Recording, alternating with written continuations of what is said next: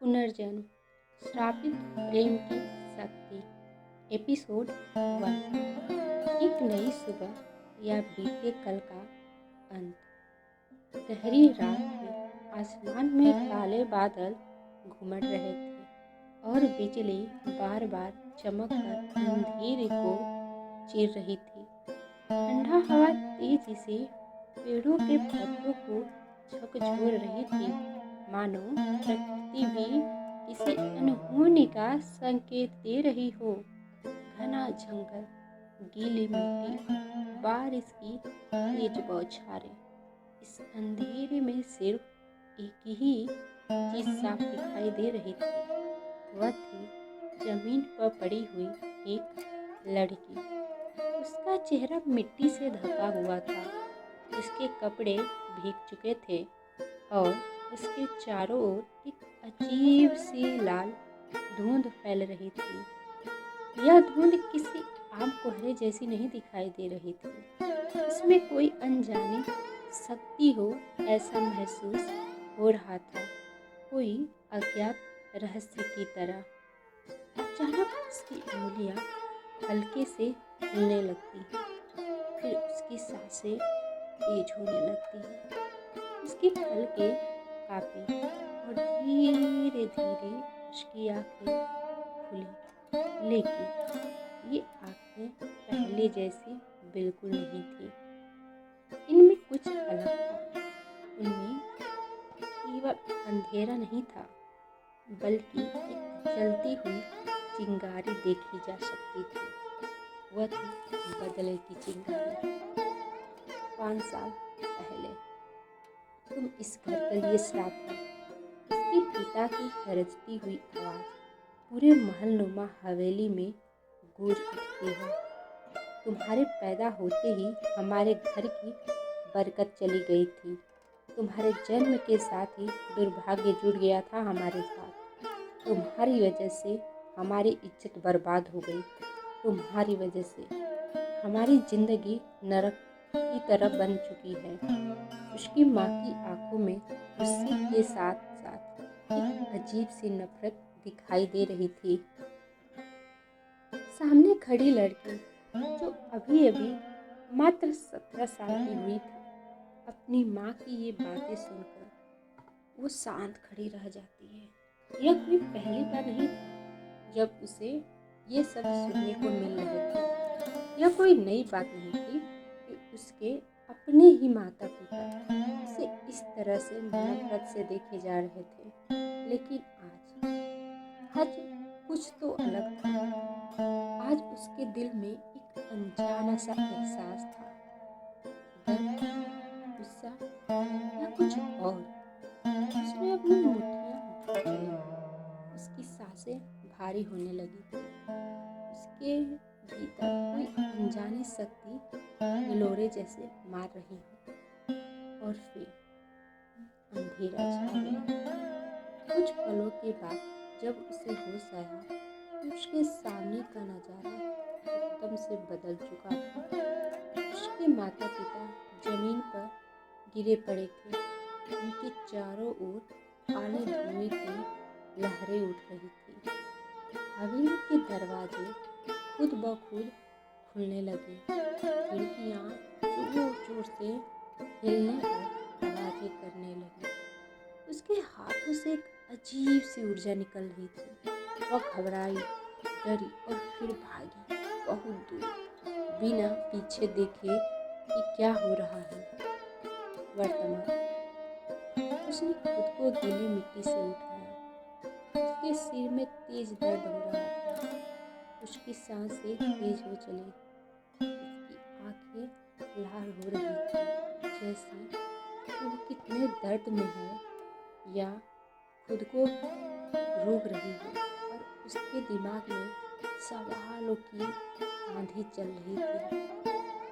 मैं जिंदा हूँ, लेकिन कैसे? उसने खुद से ही बुदबुदाया। वो अपनी हथेलियों को देखने लगी।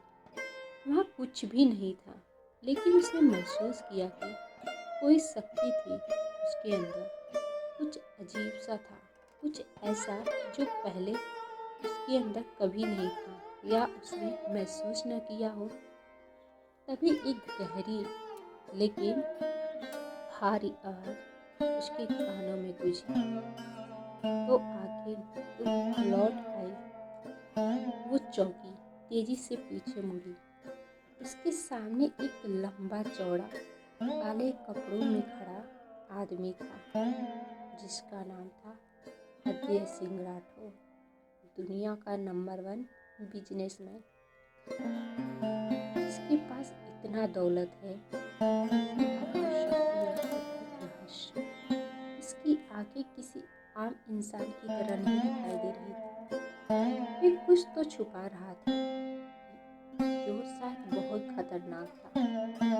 अजय ने हल्की मुस्कान के साथ कहा, बहुत दिनों से तुम्हारा इंतजार कर रहा था। वो चौकन्नी हो गई। उसकी आंखों में नफरत और शक दोनों थे। उसने पूछा, तुम कौन हो? अजय आगे बढ़ा।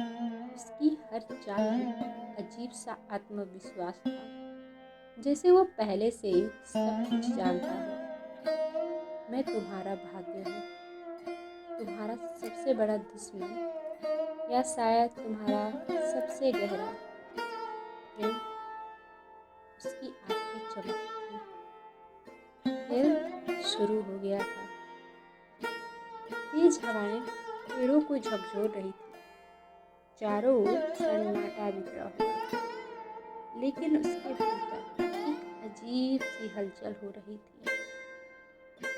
बारिश की ठंडी बूंदें उसके चेहरे से होते हुए नीचे गिरे जा रही थी, लेकिन उसका शरीर जैसे किसी अनदेखी गर्मी से जल रहा था। उसके सामने खड़ा ये आदमी अजय सिंह राठौर, उसकी आंखों में कुछ ऐसा था जो उसे अंदर से डरा रहा था, और उसकी वो चीख भी रहा था, बहुत दिनों से तुम्हारा इंतजार था। अजय की आवाज गहरी और स्थिर थी। वो अजनबी था, क्योंकि उसकी बातों में एक अजीब सी जानी पहचानी झलक थी। मैं तुम्हें नहीं जानती, उसने सख्त आवाज में कहा। अजय हल्का मुस्कुराया, जैसे उसे पहले से ही ये जवाब पता हो, या उसे उम्मीद हो कि वह ऐसा ही कुछ जवाब देगी। लेकिन मैंने तुम्हारा इंतजार किया, तुम्हारी हर चीज़ों को, तुम्हारे अतीत को, तुम्हारे दर्द को, तुम्हारी शक्तियों को, और तुम्हारे भाग्य को भी। उसके शरीर में झुरझुरी दौड़ गई। वो कौन है? यह सवाल उसके दिमाग में गूंज उठा। अगर तुम सच में मुझे जानते हो तो बताओ कि मैं यहाँ कैसे आई। मैंने तो, उसकी आवाज़ लड़खड़ा गई, मैं मर चुकी थी। अजय की आंखों में हल्की सी चमक आई। उसने कुछ कदम और करीब आते हुए कहा, कोई भी यूं ही दोबारा नहीं जन्म लेता। तुम्हारी वापसी का एक कारण है, और मैं ही वह कारण हूँ। 5 साल पहले की एक और कहानी। वह भागती रही, जितना तेज हो सकी उतना तेज वो भाग रही थी। अंधेरे घने जंगल में कांटों से भरे रास्ते पर नंगे पैर वो सिर्फ दौड़ी जा रही थी। उसके आंसू रुकने का नाम भी नहीं ले रहे थे। हवेली के उन शब्दों की गूंज अभी भी उसके कानों में जैसे बज रही थी, तू हमारे लिए श्राप है। लेकिन उस रात जब वो बेहोश होकर गिरी, कुछ तो अजीब था वहाँ पे। उसके पलकों के पीछे एक सुनहरी रोशनी चमकी। उसकी सांसें थम गई, और फिर एक गूंज सुनाई देता है, तुम्हारा अंत अभी नहीं लिखा गया है। तुम्हारे भीतर जो शक्ति है वह इस दुनिया को बदल सकती है, लेकिन यह शक्ति तभी जागेगी जब समय सही होगा। Present time. अजय ने उसकी उलझन को पढ़ लिया। उसने एक हाथ उसकी ओर बढ़ाया। आओ, तुम्हारे सवालों के जवाब मेरे पास है।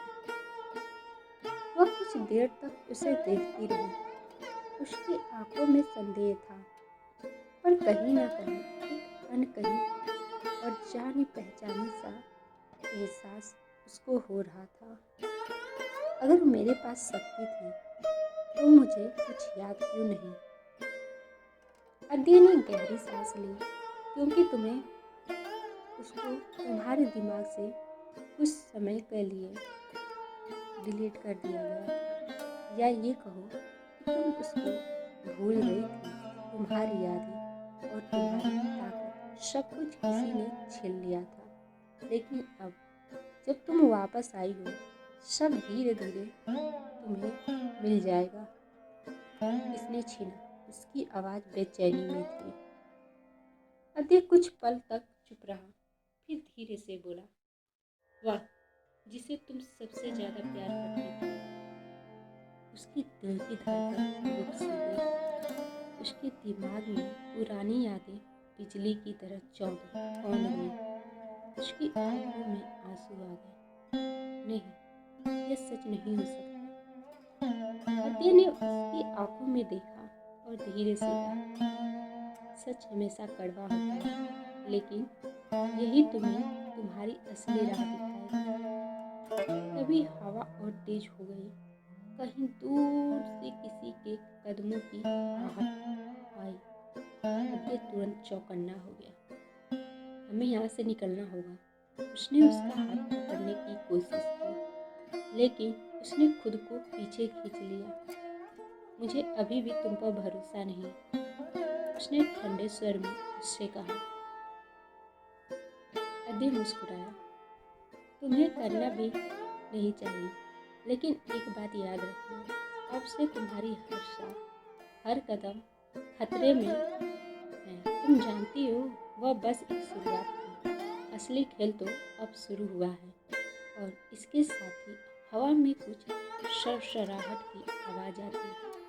अंधेरे में कोई जैसे छिपा था, कोई ऐसा जो नहीं चाहता था कि वह जिंदा है। तो आप सबको क्या लगता है कि क्या होगा, और क्या रहस्य था उसका, और कैसे सत्या उसके पास थी? अद्य कौन था जो उसकी मदद करना चाहता था? आप लोग अपनी राय कमेंट में देना ना भूलिएगा, और ये स्टोरी कैसी लगी प्लीज़ बताना मत भूलिएगा। मिलते हैं नेक्स्ट पार्ट में, तब तक के लिए